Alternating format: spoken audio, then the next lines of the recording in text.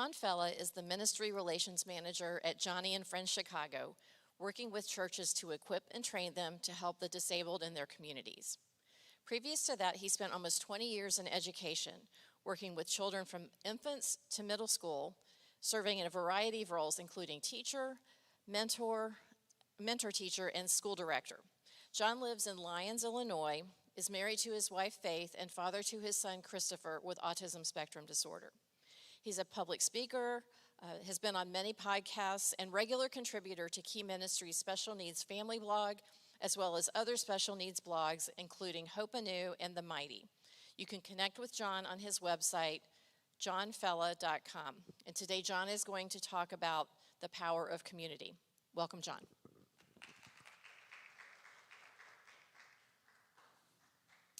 Thank you, Catherine. And the first thing that I want to address is that if you've been following me here for a few years, you might notice that my name is a little different because I used to be Fela Geller, and now I'm just Fela.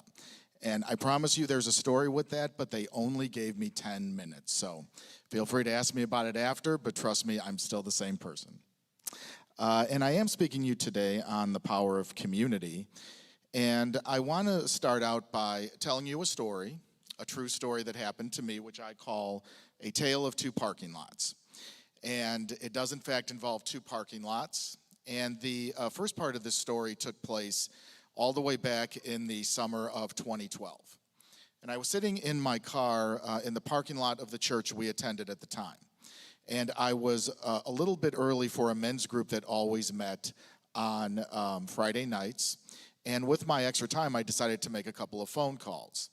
One phone call was to my best friend from high school, and the other was to my college roommate. Both were married with no kids. And I was calling because at that time I was going through what was the most challenging and most difficult season of my life. We were struggling to parent our son with his new autism diagnosis. We were struggling financially. I had experienced a job loss. Our marriage was really kind of hanging on by a thread. And quite honestly, we just didn't know what to do. So I called my friends for advice, and essentially they reached out and said, you know, John, we love you, we care. We don't know how to help you, right?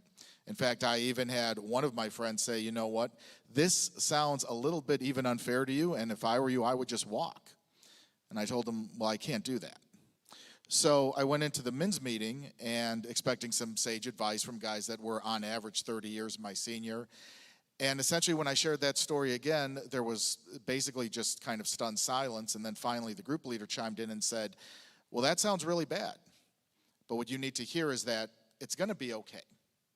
Now, if you've ever been in real crisis, you know that although we do believe, especially as Christians, that it's going to be okay, that's not what I needed to hear. I needed support. I needed a shoulder to lean on. I needed someone to step into my life and speak truth and support. And ultimately, I needed community, and I realized I didn't have any. So I needed to go get me some community. But what does that even mean, right? I had to ask myself some questions. What does community even look like, especially in my situation? Where do I even find it? Who can I even connect with that understands me or can relate to me in my experience? And ultimately, how do I start? Well, in order to unpack my journey for you, I'm going to use this visual of a tree because it's a pretty easy metaphor to understand in terms of growth. And for me, it started out with planting seeds and letting those seeds develop into roots. And for me, that actually involved, believe it or not, going to a different church, which actually supported myself and my family much better. And although we attended this particular church for several years and they had no formal disability ministry, they just loved our family. And there was a lot of experience and a lot of tools that I gained from, just being there and being a part of that church. And again, while I didn't take on any formal specific role in the church, the fact is that I gained a lot of worthwhile experience working with others, as well as valuable tools that helped me later on in terms of developing intentional community. And that's the thing about belonging to a good church, is that it does provide a sense of natural community. It provided opportunities for connecting through serving and volunteering. As my family was being served, I wanted to serve and give back, and that's even something in my role with Johnny and Friends that I'm always reminding churches of, that as much as, you might see it difficult to support families of disability sometimes, the reality is that those families frequently will want to bless you back in some way. So I always looked for those opportunities as well. And through that, I developed intentional relationships in the church, but also some really good interpersonal skills and organizational skills through getting involved. Doing things like small groups and Bible studies, what I would refer to as small N networking. So again, a great way to develop relationships and friendships. And even through the small groups, even though there weren't families with disability in there, it still allowed for us to have an experience like any other family, which is something that families of disability frequently also want. Is they don't always want to be in the disability group. They just want to be in a group that is just regular average folks, but folks that also will appreciate and understand their experience. Getting involved also in the life of the church in terms of larger social events, bigger things in the life of the church that would allow me to take leadership roles that, again, I gained valuable experience from, and also allowed me to go deeper in some of the relationships.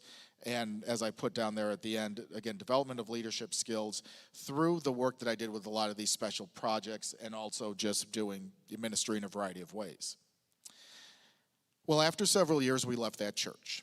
And I did take with me, of course, all of these experiences. And that then allowed for the branches and the leaves to come to fruition. And what I learned at that point was that even though we had a great church community, I also was lacking a little bit in terms of something that was really disability focused. And so the advice that I kind of gave myself, and I would give to anyone, is that when that community just doesn't exist, you have to try to make it yourself, right? So we certainly want to try to find it, but also think about maybe stepping out yourself and doing that. So in my case, for example, I sought out established groups, right? And of course, social media is great for that.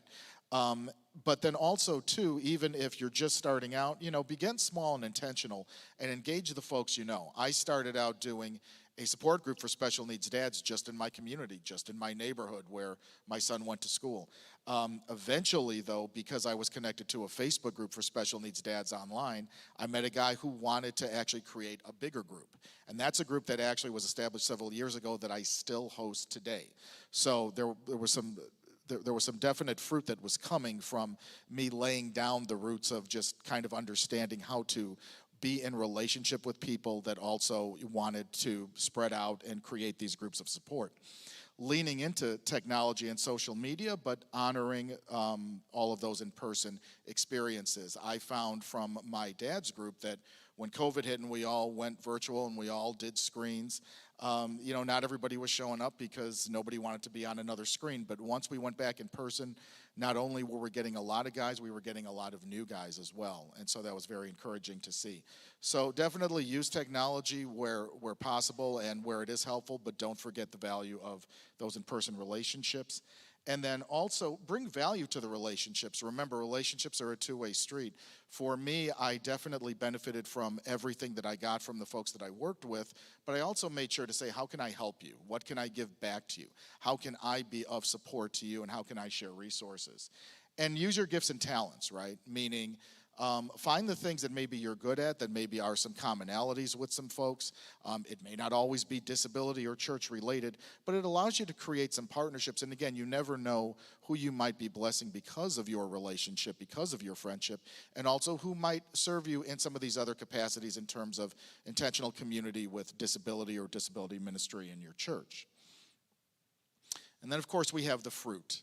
So the fruit is really, again, a product of all of this intentional building, creating groups that not only supported families and parents just like me, but also really focusing on the relationship aspect of that. And so several years ago, I got to be involved in all of this. And the fruit of me just starting out as a humble blog writer turned out to be something that was more than I necessarily expected. But the fruit, the interesting thing about the fruit is that not only were these good relationships with people that I had made through the years serving and also being a part of ministry conferences and all of my other work, but I got to have relationships that were benefiting me on several levels. So I was involved with bigger organizations for dads, for example, and had friendships with like the guy you see on the left who I knew from another organization, and eventually we connected through Key Ministry as well. Or in the middle there with my wife Faith and Stephanie Holmes is a speaker here, and I've got to work with Stephanie on several levels. And of course my dear friend Sarah, who's not here with us, but we've had a great relationship over the years presenting here, and actually is my website creator. So a lot of the fruit from not only wanting to serve in these environments also helped me as a parent, but then also too allowed me to give back in terms of my own tools and gifts. And then, of course, it's the fruit that comes that maybe you don't expect in terms of engaging with your own family. So in the picture, my son Chris is on the left, and his friend Levi is on the right. Levi is actually the son of the guy who I started my dad's group with many years ago.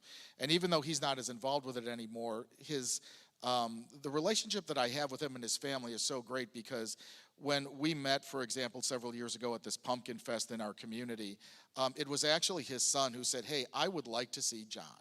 I would like to see Chris," right? Because they had a relationship with us going back many years now. So the idea here is that, again, these intentional relationships that come from this fruit, again, can really benefit your family and create relationships even for your kids that you don't expect. And then, of course, things like our Special Fathers Network, which we have several guys representing that here at this conference as well. And again, these are guys from around the country that I just got connected to because of a couple of local contacts, but relationships that developed with like-minded guys across the country for several years. And again, even if we only see each other virtually or in person maybe a couple of times a year, there is such a bond, because when you have this shared experience and journey, as I'm sure a lot of you can understand and appreciate, that goes far beyond distance, and it goes far beyond, how often you actually see someone in person, although you certainly value that when you can. I'm going to end by telling you the second part of that parking lot story, though. So the second part actually took place in the fall of 2019, and it was Black Friday, the day after Thanksgiving. And I was sitting in a parking lot outside a big box store in a shopping area near our home. And I was sitting there not because I was out to get a deal or, find anything, that I specifically wanted to buy. It was because just not 20 minutes earlier, my wife at the time had handed me divorce papers right out of the blue. Unlike the guy who sat in his car back in 2012, I could sit there and now have a wealth of people that I could communicate with, folks that I could reach out to, special needs parents, special needs dads, divorced folks, attorneys, etc.